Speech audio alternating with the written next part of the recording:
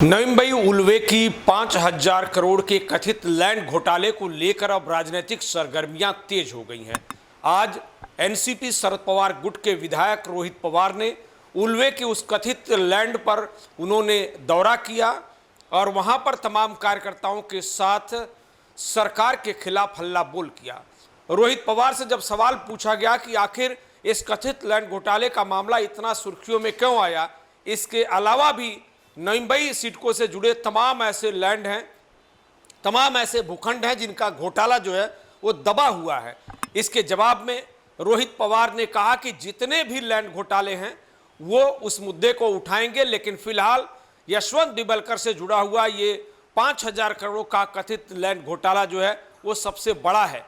रोहित पवार ने कहा कि इसके सारे दस्तावेज उनके पास हैं और कॉन्शियस सिटीजन फोरम ने इस मुद्दे को उठाया है, जिसके बाद इसका खुलासा हुआ है कि किस तरह से एक सत्तारूढ़ सरकार के चेयरमैन ने यानी संजय सिरसाट का नाम लेते हुए रोहित पवार ने कहा कि 42 टेबल से गुजारकर एक दिन के अंदर ये 5,000 करोड़ के लैंड का आवंटन किया गया, जो एक बड़ा घोटाला है। उन्होंने साफ तौर पर कहा कि फिलहाल अभी जो दस्तावेज मिले हैं, इन दस्तावेजों में जो तत्कालीन सिडको चेयरमैन थे संजय सिरसाट, जो एकनाथ शिंदे के सरकार में मंत्री भी हैं, उनकी सिग्नेचर उस दस्तावेज पर है और इसीलिए सीधा टारगेट अभी संजय सिरसाट हैं कि उन्होंने कानून और गाइडलाइंस को दरकिनार करते हुए यशवंत दिबलकर परिवार को यह लैंड जो सिडको के जरिए अलॉट करवाया। इस मामले को लेकर तमाम सवालों का जवाब देते हुए रोहित पवार ने क्या कुछ कहा, पहले वह सुन लीजिए। दो व्यक्ति के झगड़े में ये विषय बाहर आया, ऐसा नहीं है। इसके पीछे जो सिटीज़न फोरम है यहाँ का, उन्होंने बहुत बड़ा प्रयास वहाँ पे किया है। उसी के साथ भावना ताई है, हमारे जो सर्व पदाधिकारी, उन्होंने इसके लिए बहुत प्रयत्न किए हैं, बहुत कष्ट उठाए हैं। उसी के साथ मेरा ऑफिस यहाँ पे बहुत दिन था, उनके माध्यम से बहुत सारी चीज़ें हमको मिली है, पत्रकारों से हमको बहुत सारी चीज़ें मिली है। इसलिए ये विषय दो जन के झगड़े से बाहर आया ऐसे बोल के नहीं चलेगा। ये विषय बहुत जनों के प्रयास से बाहर आया और उन सबका प्रयास इसीलिए था कि यहाँ के जो भूमिपुत्र है, यहाँ के जो लोकल लोग हैं, जिनको 12.5% का जो भूखंड है जो मिलना चाहिए बाय लॉ, वो उनको नहीं मिल रहा है। लेकिन यहाँ पे जो मंत्री आते हैं वो दो ही दिन में 42 टेबल्स पे फाइल घूम के एक बहुत बड़े अमीर व्यक्ति को 5,000 करोड़ का भूखंड देते हैं और यहाँ पे गरीब वैसे ही प्रतीक्षा करते रहते हैं। इसलिए गरीबों के बाजू से, भूमिपुत्र के बाजू से, और ये बड़े वाले श्रीमंत लोग हैं और ये करप्शन करने वाले नेता हैं, उनके खिलाफ में हम सब यहाँ पे ये प्रयास और ये जो लड़ा है वहाँ पे लड़ रहे हैं। तो और मामले जो है, जैसे कि अभी यहाँ पे मैं आया, यहाँ पे 300 एकड़ का विषय मेरे पास आया है। अभी जैसे एक प्रामाणिक मतलब एकदम मन से एक आध व्यक्ति जब लड़ता है तो उसके पीछे लोग आते हैं, उनके पास ये इन्फॉर्मेशन आती है। तो ये इन्फॉर्मेशन अभी हमारे पास आई है, तो इसका हम स्टडी करेंगे। ऐसी इन्फॉर्मेशन अगर आपके पास और किसी और के पास हो, वो हमारे पास दीजिएगा। डेफिनेटली ये विषय एंड तक हम ये विषय लेके जाएंगे। जी हाँ, तस्वीर में दिख रहा है ये जो पूरा लैंड आप देख रहे हैं, ये वही भूखंड है 4,149 वर्ग मीटर का, जो फिलहाल सिडको के जरिए ये आवंटित किया गया है। योगेश ठक्कर करके ट्राई पार्टी एग्रीमेंट उनके नाम पर हुआ है। यह जमीन सिडको ने अलॉट की है और इस जमीन का जो आवंटन हुआ है वो यशवंत दिबलकर परिवार से जुड़ा हुआ है, जिन्होंने इस जमीन को जो 12.5% योजना में इनको ये जमीन मिली थी और जो ट्राई पार्टी एग्रीमेंट हुआ है ठक्कर कंपनी के नाम पर। तो ये जो मामला है, इसको लेकर तमाम जो दस्तावेज दिखाए गए हैं, खुद कॉन्शियस सिटीजन फोरम ने भी इसको लेकर ये मुद्दा उठाया था और सरकार से एसआईटी की मांग की थी कि इस पूरे लैंड घोटाले की जांच होनी चाहिए।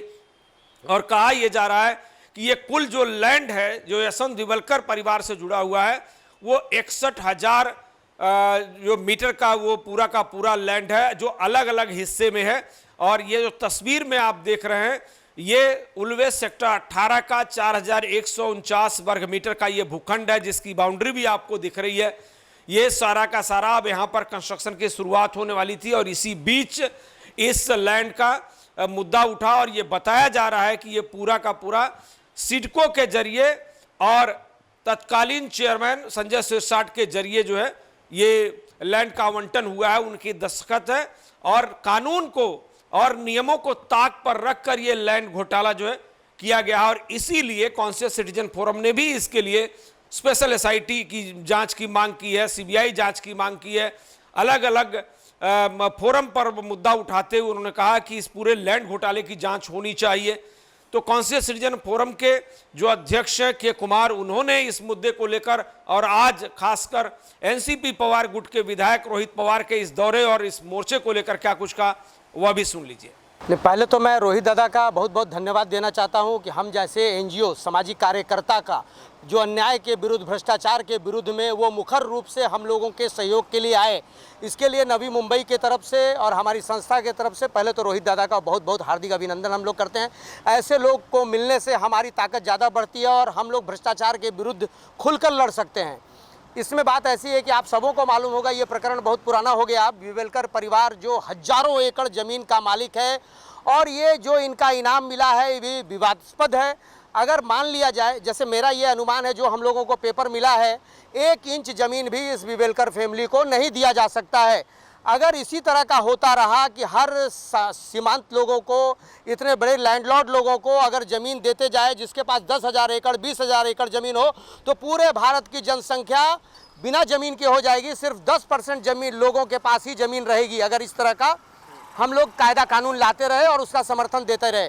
इसी कायदा का विरोध है हम लोगों का कि इनको ज़मीन नहीं मिल सकती। ये ज़मीन फॉरेस्ट को लगा हुआ है और इसके बाद इसका मामला जो है माननीय उच्च न्यायालय में लंबित है।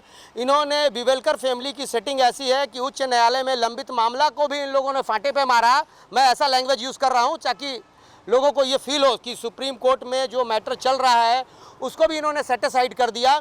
और भ्रष्टाचारी लोग, चाहे आपको तो मालूम है कि हमारा सिडको भ्रष्टाचार का समुद्र है, उसका प्रेजेंट एग्जाम्पल ये है कि आज 50 साल हो गए लेकिन 20,000 प्रकल्पग्रस्त आज तक उनको ज़मीन नहीं मिला, जबकि हर साल सिडको हजारों करोड़ ऐसे ही भ्रष्टाचारियों को ज़मीन दे दे के कमा रही है। तो मेरा मांगनी है कि इस तरह से आप लोग सहयोग दें ताकि हर प्रकल्पग्रस्त को उनका ज़मीन समय पे मिलना चाहिए। इस ज़मीन को भी हमारी मांगनी है कि प्रकल्पग्रस्त के बांट दिया जाए। प्रकल्पग्रस्त मेरा PIL तैयार हो रहा है, 2-4 दिन में ही हम लोग PIL फाइल करने जा रहे हैं। बहुत सारे सिडको में मैटर हैं, दबे पड़े हैं, बहुत बड़े बड़े लैंड घोटाले हैं। मैंने कहा ना कि सिडको भ्रष्टाचार का समुद्र है। इस समुद्र में इस तरह की हजारों सैकड़ों मछलियाँ पड़ी हुई है जिसको हम लोग प्रयास कर रहे हैं कि निकालें, लेकिन हम लोग थोड़ा कमज़ोर पड़ते हैं, छोटे पड़ते हैं। हम लोगों का रोहित दादा जैसे लोग अगर और 2-4 हम लोगों के साथ जमा हो जाएं तो पूरा भ्रष्टाचार हम लोग सिडको का निकाल के बाहर फेंक सकते हैं।